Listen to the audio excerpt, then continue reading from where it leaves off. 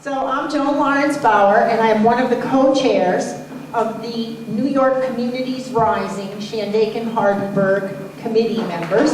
And before I go any further, I'd like to bring my other co-chairs up to join me. So if you guys could come up. We have Bill Scholl and Jerry Fairburn from the Town of Hardenburgh, and Doris Nieves and myself are the co-chairs for Shandaken. And I'm just going to give you a tiny little bit about what's going to happen today. I'm going to invite my co-chairs to get their 2 cents worth in, and then we'll turn the meeting over to our consultants who are helping us to put this together. So before we get started, I want to ask how many people in the room have ever turned out for one of these community planning sessions before? Raise your hand if you've ever come to one of these kind of broad-based community planning sessions. Okay, so it's almost everybody in the room has done this before. How many of you have been to these and thought it was a total waste of time? Be honest. Okay, today is not that. I think you could get one away from the time. Today is actually one of the most important community planning meetings that you may ever attend, because we are talking about no less than $3 million coming into our towns to help us build ourselves back and build ourselves back better. And because that money is already on the table, your input today is really, really important in how it's going to get spent. So it's really critical that you're here, and I'm really delighted to see so many of you. There are a couple of other things that I think make this different than what we've seen in the past, and I just need to quickly share those with you. Number one, the governor of the state of New York is totally 100% immersed and engaged in this project like I have never seen before. I've been doing community planning for almost 40 years now. When we were in Albany a week or two ago, the governor came, he sat with us. He didn't sit with us for 15 minutes. He didn't sit with us for an hour. He sat with us for an entire day. And it wasn't just the governor sitting with us. It was the commissioner of the DEC. It was the labor commissioner, the housing commissioner. He had his whole team there sitting with us for an entire day. We are very high on the radar screen in a way that we have never been before. So this is really an opportunity for us to think about our communities and to think about how we can build them back bigger and better. So the governor's engagement is one thing that's different. Money in the bank and ready is another thing that's different. A third thing that's different is that we have a great combination of inside teamwork and outside experts. And our outside experts are the consultants from Tetra Tech, and you're going to meet them in a little bit. And they're going to take us through the lion's share of this day. I can assure you that they really know what they're doing, and they are great partners for us. And last but not least, the fourth thing that makes this different is not only is there money on the table to be spent, but there are extra incentives if we work really hard. So we not only could get the $3 million, but we are competing with other New York flood communities for bonus money. $3 million pots for community engagement, for cooperation across regional and municipal boundaries. So there is an incredible opportunity and more incentive to work really hard on this. So with that said, what we're here to do today, you're going to hear a lot, but what we are really here to do today are two things. Figure out what we need and figure out what projects we could do to make our needs be fulfilled.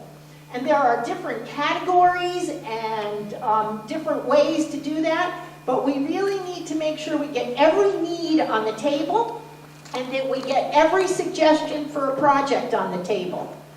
Now, $3 million isn't going to do everything we want to do. None of us are delusional. We all know that $3 million is probably just going to be a drop in the bucket for some of our infrastructure work. But even if our fondest dream isn't the top of the list in priorities, the reality is that we have to get it on the list. Because after this, there will be other grant monies, other sources. other funds. Excuse me. And if we don't have a comprehensive list, then we won't be eligible and ready when those other funds become available. So that's why it's important. We will be having 2 more of these meetings before February, and we need each of you to show up for those and bring 2 or 3 more people with you so that we can win the extra $3 million for outreach. And we need all of your participation and all of your great ideas. So that's our day. I'm going to ask my other co-chairs to each just say a couple of words and tell you what they think, and then we'll introduce John from Tetra Tech. Jerry Fairburn, Town of Hardenburgh. I just want to make a clarification. We need to realize that not only the $3 million that John spoke about, but $3 million for Hardenburgh, and there's also $3 million for Shandaken. So there's a total of $6 million we're talking about, with additional money coming. On behalf of Hardenburgh, we're very pleased to be included in this program. I think we can do a lot with our infrastructure. FEMA builds it back the way it was. Floods out again. Let's not kid ourselves. It's better and bigger. It will help us save lives, save infrastructure, save money. And we're pleased to be part of the program. Thank you. Hello, I'm Doris Nieves, and again, I'm a co-chair on this project, and I think part of our mission is that we certainly would like to be much more resilient than we have been in the past. We also want to make sure that the monies that come into us are used in tangible projects, projects that really benefit the people who live here. So it's important that you give us your input and, that we're all realistic about the monies. I think we have the opportunity to have matching grants and, bring that money up a lot higher than we even think is possible. There may be grants that are matching grants. So, 3 may become 6, may become 9. We don't know how far we can take it, but the object is if the money's there, we want to use it. Bill Scholl, Hardenburgh. I think FEMA's focus is so broad that they miss a lot, and as Jerry mentioned, they build back as it was before the flood, so if it failed initially, it'll fail again. This is really a fine focus by the state and by our local people, and I wish there were more people here from Hardenburgh to have input. I'm sure the more eyes see more problems and can better apply this money. Thank those who are here for coming, and let's continue.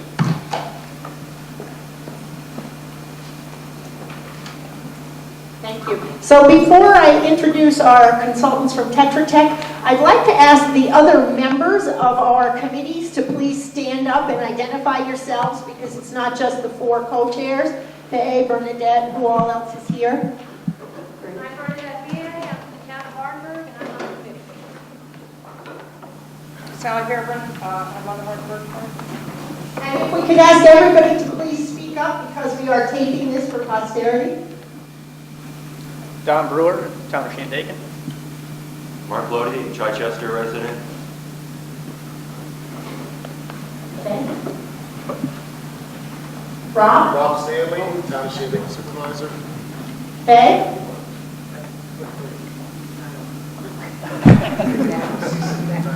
They start the Town of Shandaken. Okay. Thank you very much. Dorothy Rubin Zaharatos, Chichester, New York, resident. Okay, thanks. And Eric? Eric Officer, Shandaken Highway Superintendent. Great, okay.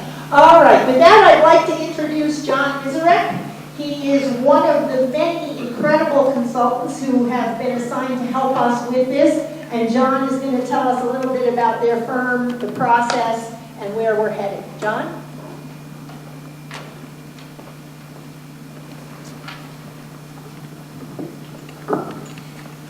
Thank you, Joan. Appreciate it. We're very excited to be here on what appeared to be a snowy day yesterday, but it's helping us to make sure we feel the season today. So we're excited to be here with you in this public meeting number 2, which is part of the Community Reconstruction Program. We are Tetra Tech, the consultants that have been hired by the State of New York and the Department of State. I'd just real quick like to recognize that Lisa Melville, who's in the back, Lisa, if you want to raise your hand, she's with the Department of State.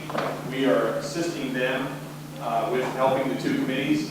here from the two towns, as well as Lori Ford from the New York Rising Program. She's the regional representative that's here representing the governor and representing the state to help the communities prepare these reconstruction plans. With me, there were two women in the back, Jessica Cerruti and Roseanne Cordelli, who are here from Tetra Tech, as well as Cynthia Bianco, who's over here on your left, my right.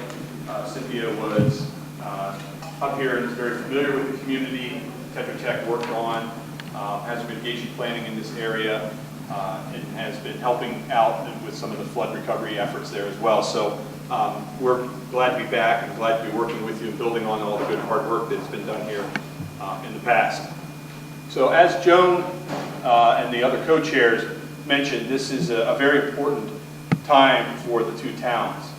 The program that both of them have been selected to participate in allows the community, and you saw just before I came on, you saw the people that stood up as your committee chairs. These are people that have been selected from your community, so it's a very grassroots-driven process up.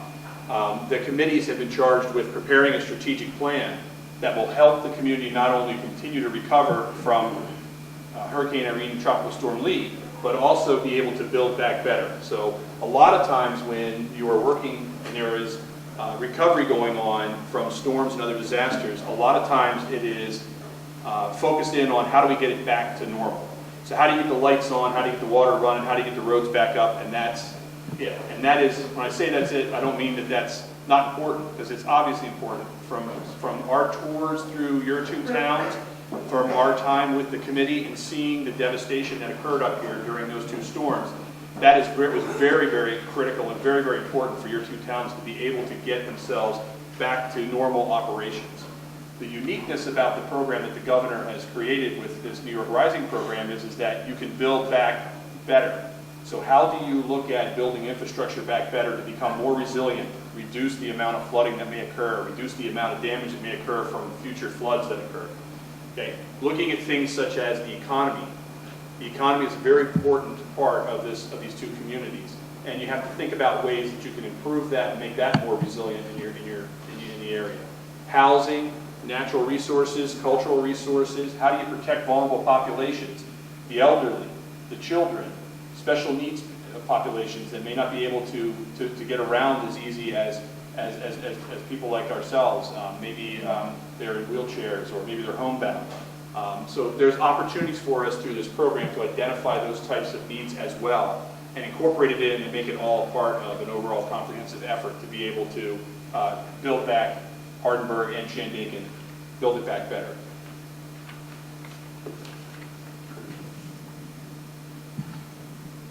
So as Joan said, today is a pretty important day. We're going to spend most of the day listening to you, but we want to put some context around the program, put some context around what we're doing here and what has been done, because we've been working, this committee, these two committees that are meeting jointly have been meeting basically every week for several hours, and we've been working with them to get to the point where we're at right now. And we want to be able to part of this meeting is to let you know where this committee is, give you kind of a status check on where they're at, help you to understand a little bit more about what this process is for the New York Rising Communities Program. Look at what we've heard so far from the public, because there has been some public outreach that has been involved. We're going to present you with a conceptual plan. The conceptual plan is basically a status report as to what the committee's done to this date, and then what it's going to be doing over the next couple months as they work hard through this winter season. And then where do we go from here, so that you understand after we leave today where the committee is going to be at and where your role can play, become most important in the next 4 to 5 months. And then we're going to spend some time getting some information from you, as well as working on a voting exercise to try to make sure that we capture your thoughts on the priorities for the communities. So the planning components, as we mentioned, this reconstruction plan has got many components to it. We have been working with the committees to begin to identify the critical assets in your communities. So critical assets such as infrastructure, facilities, places that you congregated shortly after the disaster, facilities and operations that helped during the initial recovery, and things that are just in general important to you as a community. So it's important for us to understand where those critical assets are. One thing that we learned a lot about during the initial couple months that month or so that we've been working with the committee is a lot of the critical assets were impacted by the storms and by the flooding that occurred. So it's important to know that.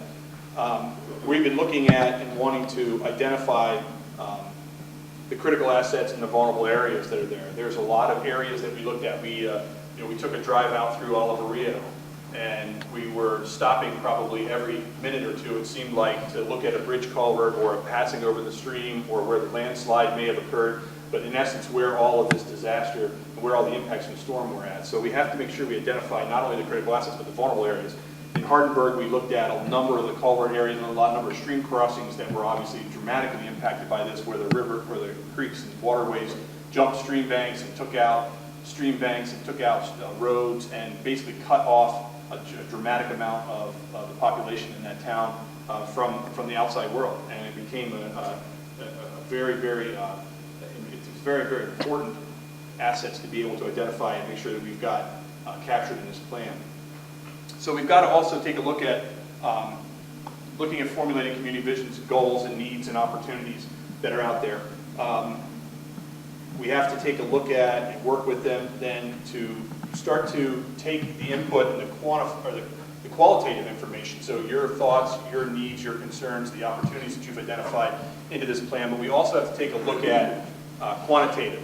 So we're going to be also working with risk assessments, which will help us to identify what the real true vulnerability is on those critical assets, and so we're going to rerun those. We had run those in parts of Shandaken earlier when we worked on the hazard mitigation plan, but we'll be doing that again as part of this effort. And we'll be looking at doing HEC-RAS modeling. HEC-RAS modeling is basically hydraulic modeling, and we'll be working with the state of New York on this to take a look at the areas around both towns.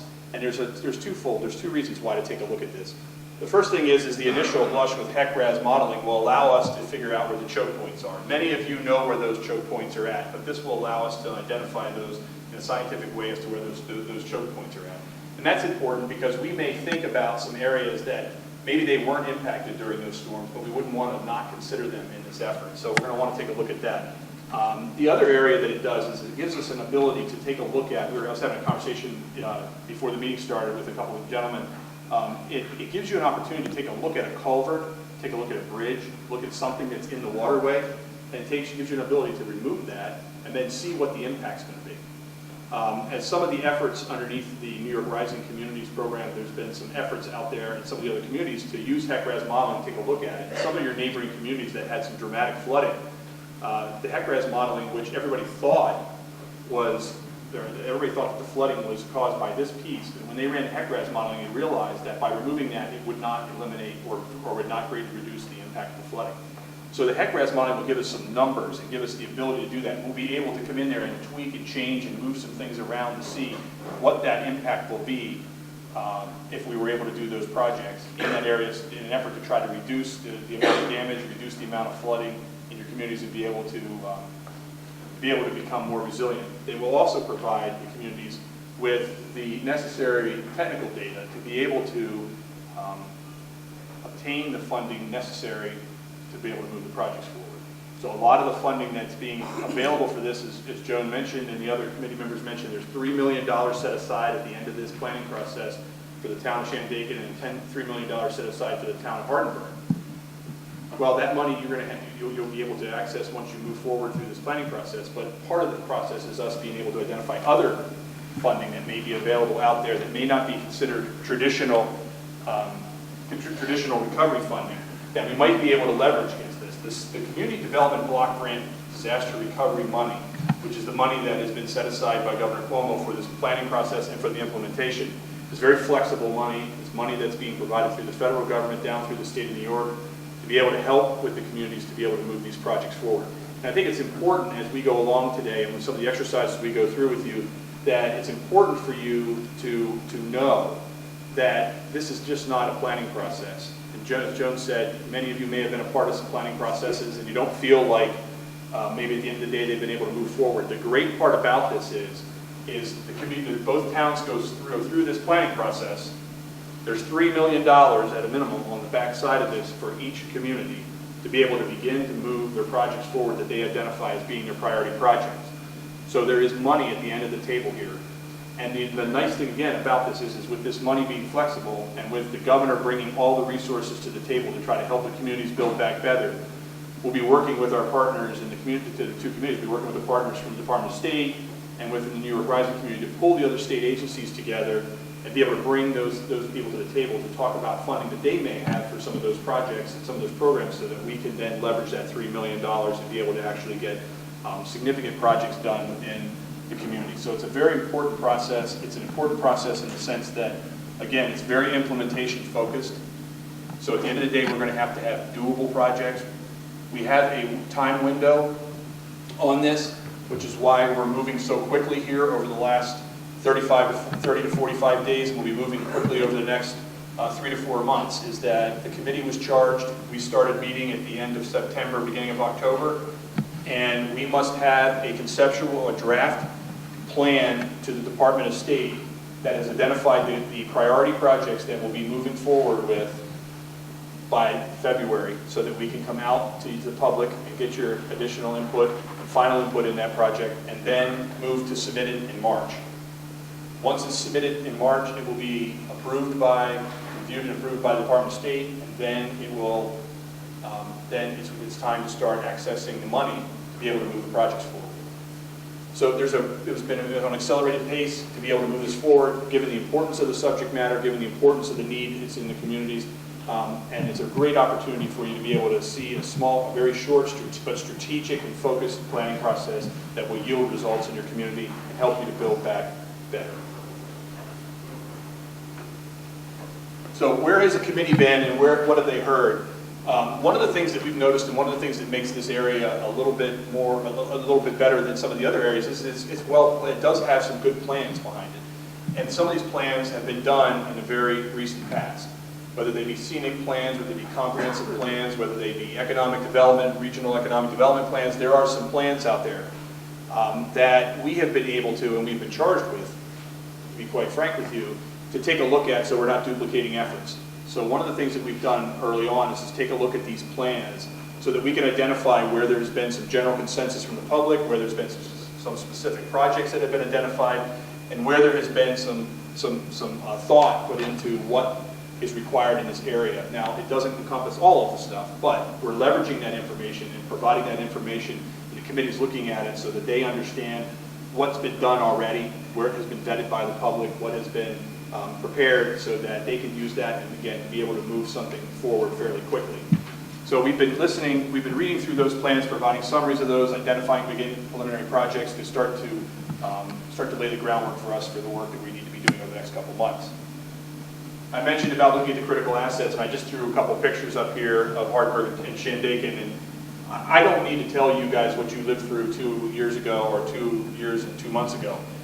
You know what you lived through. When you take a look at these pictures, you probably have 5 or 6 times this number in your mind that you may have seen. But the big issue is that a lot of your critical assets were damaged and were impacted by the storm. And it's very important for us as we go through this to inventory all those, which is why you're here today, to make sure that the committee has been able to capture as many of them as possible and understands all of them. But we look at them, and infrastructure has been a very big topic that we've talked about as we move forward through this. And you can certainly see from these pictures that there. But then we also have some of the areas like Phoenicia, that is a small economic development center in an area where people go down and procure goods and services in there. They were impacted as well. Obviously, there was a lot of housing that was impacted as you go through here. So these critical assets that are all through the community are part of the effort that we're undertaking. And what we've been able to do is start to catalog these and go through them with the committee to make sure that we have all of them identified and we're considered as we're moving forward to be able to identify the projects that we're going to be able to implement in the community. So after we've gone through that and we've spent time traveling around to both towns, talking with the committees, talking with people in the communities, the committee then came up with a vision statement as you normally do during planning processes. I believe everybody picked up a copy of the vision and the goals, so I won't read through these to you because there's a significant number of them. But the committee came up with a very short and concise vision for this effort to rebuild stronger, safer, and more vibrant communities that will be more resilient in the face of future disasters by planning and developing actions to secure funding and other resources. So it's a very broad focus, but yet very focused vision statement. And when you look at the handout that was handed that has all the goals that were identified in it, you will see that there are a number of them, and there has been a lot of thought put into those goals. There's 15 goals that are listed there. They're broken out by the 7 categories that we talked about that are available underneath this program and need to be looked at. There is a tremendous amount of information in here. They're very well thought out, and they're very comprehensive in the areas that we need to be thinking about for this planning process. So I would urge you to take a look at those and be able to understand where the committee's coming from and what the committee has seen as part of those goals and what the vision is that they see for this planning process. As we talked about, there was a public meeting. The first public meeting was held about 2 weeks ago here at the Bel Air Resort. During that effort, there was some voting that we're going to be doing. This was the pre-election voting. We'll be doing the post-election voting today, so maybe some of you already know the results of that, but when we were here, it was right before the election. So what we did was we asked the general public, and I hope everybody, if you have not, please raise your hand and we'll get you this, but we provided Hardenburgh residents with 10 $100 bills. We provided Shandaken residents with 10 $100 bills, and we said, at the end of the day, at the end of this planning process, there is money available for this. And the committee really wants to know where the general public is looking at where this money should be spent. So we went through a voting exercise, and we'll be doing that over here very shortly. But we went through a voting exercise during public meeting 1, and what you can see are the results. So in Hardenburgh, 63% of the people voted, 63% of the money went into infrastructure projects, which can be a whole slew of things. It can be roads, it could be sewer, it could be water, it could be stormwater, it could be telecommunications, it could be anything that you would deem as infrastructure in that. And so you see that in Hardenburgh, that infrastructure was a big ticket item that was found. You look at some of the other results that are there, 10% looking at cultural and natural resources, 15% looking at the community toolbox. The community toolbox is the rules and regulations that are available at the local level, the rules and regulations that are available at the state level and at the federal level that guide the community to what it can do. So it may be environmental rules, it may be local rules or regulations that are out there, and the toolbox is what can be done or what needs to be done in that area to be able to help the community build back better. So there were some people that were looking at that we might want to take a look at those types of things. And then you look at the vulnerable population. Again, the elderly, the infirm, people that are unable to maybe to get out of their house very easily, may need some special attention to be able to move, as well as, if I didn't say children, are also underneath the definition. In Shandaken, you can see that economic development and infrastructure were the two biggest. Economic development coming in at 26%, infrastructure at 23%. From that, you see housing at 12%. You see health and human services in at 17%. Health and human services would be counseling, grief counseling, depression, other types of medical care that might be available to the residents. Community toolbox was in there as well, at around 10%, and vulnerable populations were in around 5%. So you can see that there's the two communities are looking at some of the similar things that they're working on, and that's why it's so important that there's representation from both towns on this committee, that there are 2 sets of co-chairs, one from each of these towns, so that we can make sure that both towns' voices are heard and the focus is where they would like to see the money spent.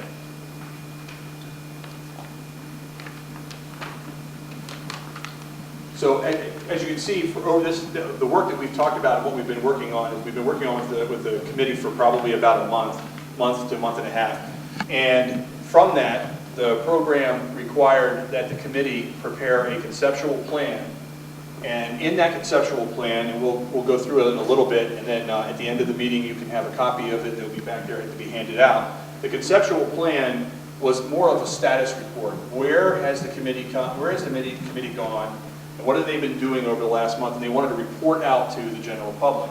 And so some of the things that we just talked about, and some of the things you heard Joan talk about, are incorporated into that conceptual plan. The conceptual plan also includes an idea, a listing of where we're going to be going from here on out and what kind of timeline we're looking at for that. And we'll be talking about that in a little bit. But this conceptual plan, all the communities that are involved in the Community Reconstruction Program are required to prepare one of these. They're required to have them done by the end of October. I believe that the Town of Shandaken and Hardenburgh is on the